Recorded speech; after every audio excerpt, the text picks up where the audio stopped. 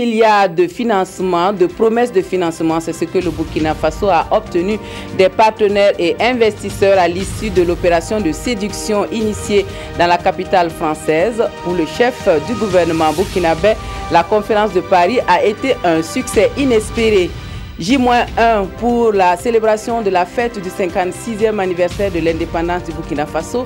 À Kaya, ce sont les derniers réglages avant le grand rendez-vous de demain et nous retrouverons dans ce journal nos équipes sur place à Kaya. Bonjour à tous et heureuse de vous retrouver pour les actualités de ce week-end sur la télévision du Burkina. Total satisfait donc pour la conférence de Paris pour le financement du plan national de développement économique et social du Burkina Faso avec 18 000 milliards de promesses de financement enregistrées pour soutenir la mise en œuvre du PNDS. C'est un soulagement pour le chef du gouvernement burkinabé, un soulagement tout légitime. Nous suivons le compte-rendu de nos envoyés spéciaux Moussa Ouedraogo et Moumouni Soubega. 10 000 milliards de francs CFA, c'est le montant évalué des intentions de financement que les investisseurs annoncent pour financer des projets du PNDES dans le cadre d'un partenariat public-privé. Des chiffres qui sont au-delà des attentes du Premier ministre. Nous totalisons effectivement 18 000 milliards de francs CFA, soit 323% des besoins de financement. C'est au-delà de tout ce qu'on pouvait espérer.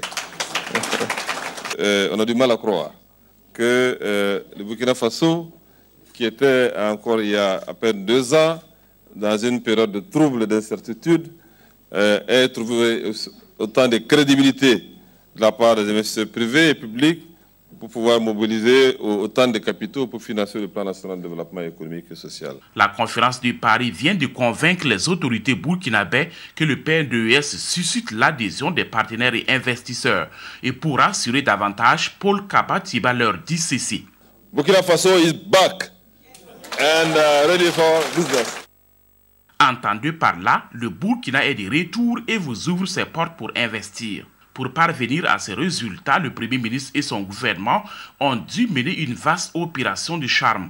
À travers panels, communication et exposés, les responsables des départements ministériels ont partagé avec les investisseurs les opportunités d'affaires qu'offre le Burkina Faso. Le Burkinabé doit se féliciter des résultats et nous avons vu à travers les échanges que nous avons eus avec les partenaires qu'il y a une vision partagée. Ils ont suivi et les objectifs que le gouvernement s'est fixés, ils ont pensé que c'était des objectifs effectivement qu'il faut soutenir et valables pour répondre aux défis du Burkina Faso. Pour le ministre des Affaires étrangères, la balle est désormais dans le camp du Burkina. On a l'accompagnement de nos amis et partenaires, mais c'est à nous maintenant de se mettre au travail. Les défis sont énormes, les attentes sont fortes. Il faut aller vite dans l'investissement pour non seulement booster l'économie, donner du travail aux jeunes. L'énergie, les mines, les télécommunications et les infrastructures sont des domaines qui suscitent l'engouement des investisseurs. Après les annonces, l'autre paire de manches, c'est la mise en œuvre de ces projets. Là-dessus, Paul Kabatiba dit prévoir un dispositif de suivi qui veillera au respect des engagements pris. La conférence de Paris aura également enregistré une mobilisation au-delà des attentes. Environ 800 personnes ont pris part aux travaux alors que l'on en attendait 300. Un autre motif de satisfaction partagé par les organisateurs et les participants. Nous écoutons quelques avis avec nos envoyés spéciaux.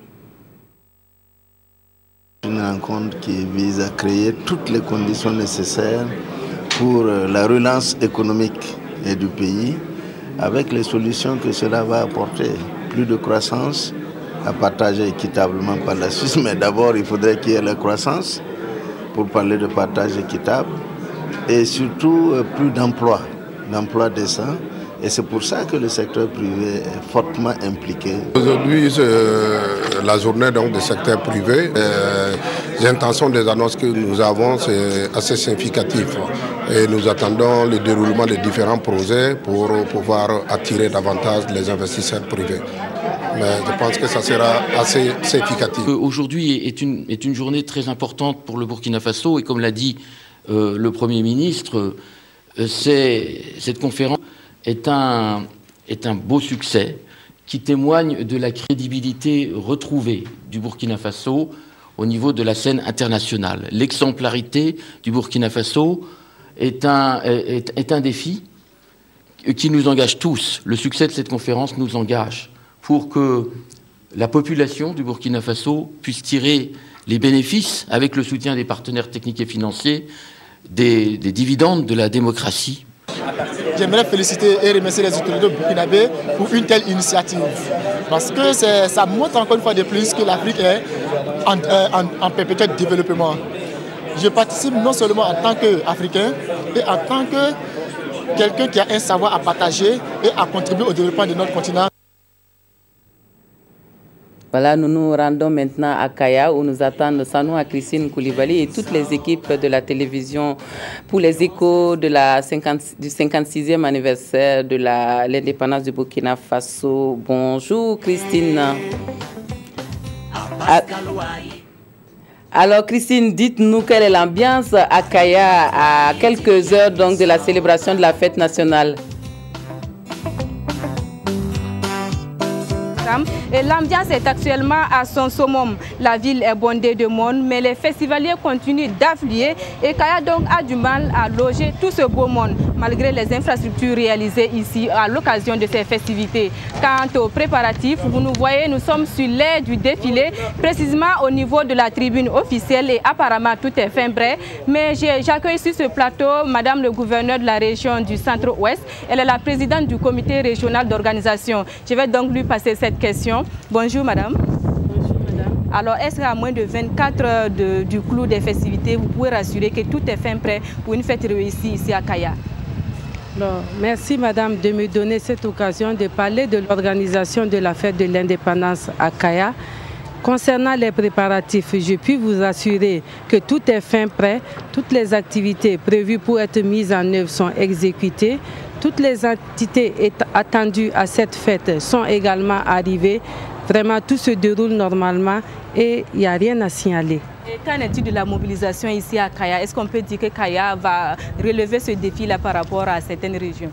Et concernant l'état de la mobilisation, je pense que ça a un bon niveau et toutes les couches sociales de la population, toute la nation entière, je veux dire, a convergé vers Kaya et vraiment nous pouvons être satisfaits de ce qu'on constate sur le terrain. Alors Madame le gouverneur, nous avons également eu vent de l'appel au boycott au niveau de Boulsa. Est-ce qu'aujourd'hui la question est réglée? Alors, effectivement, il y a des préoccupations qui ont été exprimées par la population de Boulsa et des concertations ont été engagées et des actions de médiation également ont été menées. Je peux vous assurer qu'aujourd'hui, un terrain d'entente a été trouvé et même les participants de cette province-là sont en train d'arriver actuellement à Kaya. Madame le gouverneur, je reviens à vous dans un instant. Et je le disais tantôt, Kaya vit depuis quelques jours au rythme du 11 décembre et le programme continue de se dérouler. Au nom des activités, la finale du concours Je Slam pour ma patrie, édition 2016, une édition remportée par Nathaël Minungu. C'était hier dans la toute nouvelle salle polyvalente de Kaya. La finale a été suivie pour nous par Roger Kam et Tanga Kafando. Les 5 finalistes ont incarné 4 leaders, Nazi Boni, Philippe Zenda Kabore, Daniel Wezen Koulibaly et Thomas Sankara. Et à cette finale, les champions de l'art oratoire ont d'abord produit sur le thème de la fête de l'indépendance, démocratie, défis sécuritaires et progrès social, puis un thème de leur choix. Et c'est au jury d'apprécier la construction littéraire, la beauté artistique et la force oratoire. C'est sans suspense, c'est Minungu Nathanaël. C'est une assez longue marche et je crois que par la grâce de Dieu, je suis à la plus haute marche de distinction de cette compétition. Voilà, et je suis très content. Le slam, c'est un don de Dieu, premièrement. Et ensuite, l'inspiration pour moi, ça vient de ce que l'on vit au quotidien. Ça vient de la personnalité que tu as. Voilà, donc pour moi, en fait, c'est l'expression de ma personne juste comme ça. Les textes des finalistes ont surtout été des interpellations, même si les mots ont été durs et parfois très durs à l'endroit du gouvernement. Je voudrais les féliciter. C'est des interpellations qui appellent les uns et les autres à mieux s'organiser pour mieux répondre aux attentes des différents compartiments de notre société et à commencer par les jeunes. Je prévois, même s'ils sont d'accord, qu'une fois à Ouagadougou, puisse discuter avec eux. Et je pense que c'est comme ça que nous allons procéder, nous allons arriver à l'éducation de nos enfants et à la réception des signaux qu'ils envoient aux adultes que nous sommes. Et l'un dans l'autre, je crois que c'est comme ça que notre société va progresser. Initié en 2013 par le ministère de la Culture, en partenariat avec le Service national du développement, le concours Je Slam pour ma patrie vise à cultiver le civisme et le patriotisme chez les jeunes, par les jeunes, en utilisant le slam. Alors Madame le gouverneur, vous venez de le suivre, la finale de Je Slam pour ma patrie a eu lieu dans la nouvelle salle polyvalente de Kaya, l'une des infrastructures réalisées à l'occasion de ce 11 décembre. Alors dites-nous, est-ce qu'il y a des dispositions qui sont prises pour sauvegarder et entretenir ces infrastructures-là? Ok.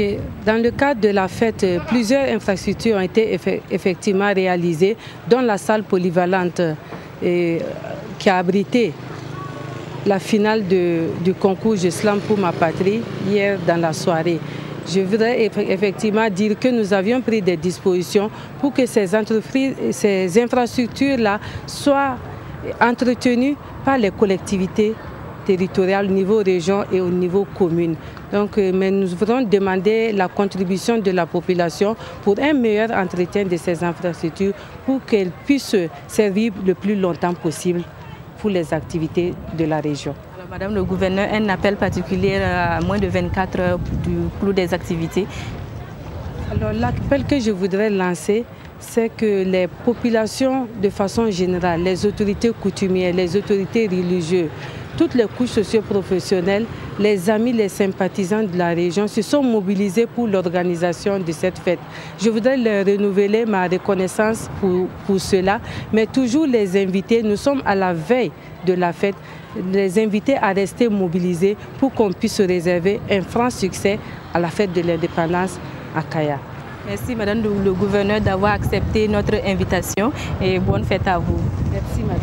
Suite donc de ce journal à la faveur de ce 56e anniversaire de l'accession du Burkina Faso à la souveraineté nationale et internationale, le projet TIC à Tougan s'est déporté à Kaya. En collaboration donc avec le conseil régional du Centre-Nord, le projet a lancé ce matin ses activités sous le thème apport des TIC et Internet dans les activités professionnelles. Roger Kam et Bernard Diasso. Conférence publique sur les TIC et Internet, TIC à Kaya s'inscrit dans sa vision qui est de réduire la fracture numérique entre les zones urbaines et rurales. Une conférence qui va être suivie d'une session d'initiation en informatique et Internet au profit de ses participants 2 jours durant. C'est une conférence qui aura 5 communications, dont l'un sur le G-Cloud avec la NPTIC, l'un sur la démystification de l'ordinateur et de l'Internet avec Ouagala, l'autre sur l'importance des TIC dans les activités génératrices de revenus des femmes avec Mystique et le dernier c'est projet TIC à Tougan dont moi-même je vais te présenter. C'est les défis et les opportunités qu'offrent les TIC et l'Internet dans toute activité professionnelle, entreprise, dans les collectivités territoriales. Pour les organisateurs des TIC à Kaya, la célébration du 56e anniversaire de la fête nationale du Burkina est également une occasion pour la population sur la démystification de l'ordinateur, de l'Internet et des technologies utilitaires. L'install party n'est autre que des séances d'installation gratuites de logiciels et d'applications nécessaires pour des personnes qui souhaiteraient exécuter une action très utilitaire mais qui ne disposent pas de l'outil de la solution informatique. Né en 2010, le projet TIC à Tougan est une association à but non lucratif. Voilà donc pour le point de l'actualité en cette mi-journée ici à Kaya. Marguerite Douaneau, à vous l'antenne pour la suite du journal. Merci Christine Koulibaly. On reste dans la dynamique de la fête nationale pour interroger les infrastructures du 11 décembre 2008 à Fada. La cité de Yandabili a abrité la célébration tournante de la fête de l'indépendance cette année-là, offrant ainsi l'occasion de renforcer ou de réhabiliter les infrastructures dans la région de l'Est. Quelle est la situation de ces réalisations au jour d'aujourd'hui? La réponse avec Désiré Ilboudo et Mahamadi Ouedraogo. À la faveur de la commémoration du 48e anniversaire de l'indépendance du Burkina en 2008, La ville de Fadangourma a bénéficié de nombreuses réalisations qui ont changé son image. 8 ans après, parmi les infrastructures qui sont fonctionnelles, figure au premier plan l'auberge du 11 décembre. Nous avons créé 36 emplois au sein de l'auberge. Ce n'est pas que nous gagnons l'argent, mais nous disons que c'est une des missions de cette structure d'absorber le minimum de chômage que connaît la région. Ce qui m'a plu au passage du 11 décembre, d'abord c'est les feux tricolores, c'est l'embellissement de la ville. Ce 11 décembre a permis un brassage aussi qui a en fait balayé certaines habitudes des autochtones. Au secteur 7, une bonne partie des 65 villas de la cité des Forces vives continue d'attendre la clientèle. Sur ces 65 villas, 33 ont été cédées à l'État, 5 ont été cédées à des particuliers et donc il en reste 27 qui sont encore la propriété de la CNSS. Nous souhaitons qu'elles soient mises en location, mais pour l'heure, il n'en est rien. Le revenu du Burkinabé moyen, lorsqu'on enlève 40 000 francs de son salaire pour payer le loyer, il ne reste pas grand-chose. Ça, c'est d'un. De deux, l'état de ces cités-là laisse à désirer. Il y a beaucoup de choses qui manquent là-bas. La capacité d'accueil de ces cités-là, lorsque vous êtes déjà 5 à 6, la cité-là est déjà petite. Donc tout cela, ça pose problème. Lorsqu'on les a mises en vente également, le coût n'était pas à la portée du Burkinabé moyen. Le constat est différent d'une réalisation à une autre. Le pied-à-terre du président du Faso porte toujours les stigmates de l'insurrection populaire de 2014. Aussi, le stade municipal et les monuments de la ville souffrent d'un manque d'entretien. Autre point de l'actualité, la corruption, une entrave à l'atteinte des objectifs de développement durable. C'est la conviction au sein des structures de lutte contre la corruption au Burkina Faso qui commémore la journée internationale de lutte contre la corruption sous ce thème. À Bobo Dioulasso, l'autorité supérieure de contrôle d'État et ses partenaires sociaux invitent à la réflexion sur l'application de la loi anti-corruption. Des précisions avec Lamine Karantao, Siriki Milogo, Karim Sissé. La journée internationale de lutte contre la corruption est célébrée sous le thème « La corruption, une entrave à l'atteinte des objectifs de développement durable ». Au Burkina Faso, cette journée est commémorée dans un contexte particulier. Un contexte caractérisé par des scandales de corruption, malversations diverses, en témoignent les fraudes fiscales portant sur 20 milliards de francs CFA au niveau des impôts. Ce sont les plus pauvres qui payent le prix le plus fort. Donc, il y a lieu que nous nous mobilisions à tous les niveaux pour faire en sorte que les biens publics soient utilisés rationnellement et répartis équitablement. Pour apporter un coup à cette pratique, l'implication de toute la population est nécessaire. Une implication qui passe par un changement de comportement. Il y a des éléments d'espoir. Si on prend ne serait-ce que les événements récents en ce qui concerne les tablettes, les citoyens ont joué leur rôle d'alerte et de dénonciation qui ont conduit à ce que les gouvernants entendent leur voix et décident de refuser ce cadeau qui leur avait été fait. À Bobo Dioulasso, 6 structures de lutte contre la corruption fédèrent leurs actions pour célébrer cette journée. Une lutte qui passe par la bonne gouvernance à tous les niveaux, la justice. L'impact des programmes nationaux de lutte contre le paludisme par la participation des pharmaciens d'officine au centre d'une rencontre à Ouagadougou. Il s'agit d'un atelier de restitution des résultats de l'enquête de terrain du projet paludisme et pharmaciens d'officine. Des précisions avec Jean-Eudes Bayala, Mariam Dao, Oumoussissé. Débuté en janvier 2014, le projet paludisme et pharmacien d'officine est un ambitieux programme qui vise à accroître la participation effective des pharmaciens dans la lutte contre le paludisme. 2 ans après sa mise en œuvre dans les villes de Bobo Dioulasso et de Ouagadougou, le bilan est assez satisfaisant selon l'ordre des pharmaciens. Cette restitution de données intervient après 18 mois d'enquête sur le terrain. Ce que nous avons observé et qui est très révélateur, c'est que 70% des patients qui se présentent à l'officine pour soigner leur palu viennent spontanément sans ordonnance. Donc ils viennent demander le conseil du pharmacien pour la prise en charge du palu. Donc il était utile que le pharmacien soit au fait de toutes les directives, de tout le programme national de lutte contre le paludisme dans ce cadre-là.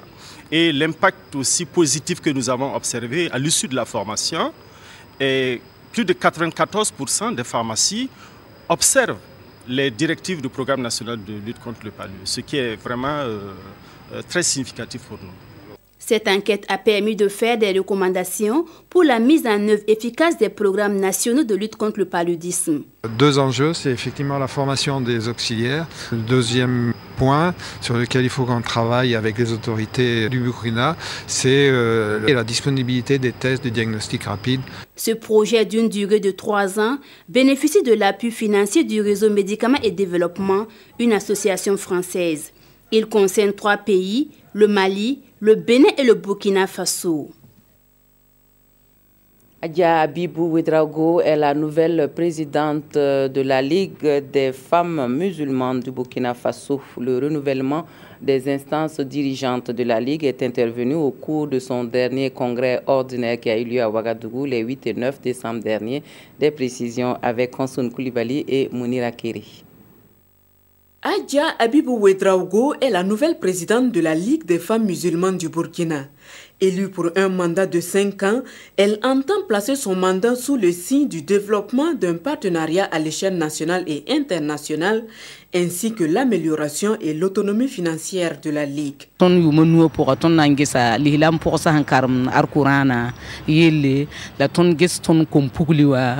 5 ans à venir, nous nous intéresserons surtout à l'éducation de la musulmane pratiquante, de la jeune fille, ainsi que des élèves coraniques qui mendient dans les rues. Nous aborderons également le thème du sida parce que nous sommes, nous les femmes musulmanes en majorité, des femmes vivant dans des foyers polygames. C'est à la faveur du 3e congrès ordinaire de la Ligue des femmes musulmanes du Burkina que Adja Abibou Ouedraogo est élue. Un congrès qui a réuni des femmes venues des 45 provinces du Burkina et qui est placé sous le thème Femmes musulmanes et défis actuels. Voilà, on revient au Burkina pour refermer ce journal par un mot de sport. Et nous allons parler de la 3e journée du championnat national de football qui se joue depuis hier et qui se poursuit ce samedi avec à l'affiche ce soir au stade Issoufou Joseph Konombo, COSAF contre USO. Présentation de la rencontre avec Ibrahima Sombier et Kalfa Ouattara. Sonnez enfin le réveil pour lancer sa saison. Après 2 réveils en 2 journées, Kassoum Ouedraogo Zico Academy Football Club doit réagir. Face à l'Union sportive de Ouagadougou, COSAF veut enfin marquer les premiers points dans le Faso Foot, saison 2016-2017. C'est bien vrai que l'USO est une grande équipe, mais c'est pas difficile aussi. Si on laisse l'USO gagner ce match, bon, ça ne sera pas bon pour nous. 3 journées, 3 défaites, non, ça c'est pas vrai. Donc nous comptons gagner ce match. Avec 2 points après 2 journées, sans le moindre but marqué, les unionistes de l'Arlé doivent faire respecter les nouveaux statuts de club nanti et commencer à écrire l'histoire et l'ambition du club. Pour pouvoir subvenir à nos ambitions, gagner au moins, ça va nous apporter beaucoup de choses au futur, quoi. Donc nous espérons gagner ce match et faire un beau jeu. Et nous promettons à tous les spectateurs que nous allons procurer un match digne de première division. 2 clubs aux ambitions différentes, mais qui entendent faire mieux que la saison écoulée.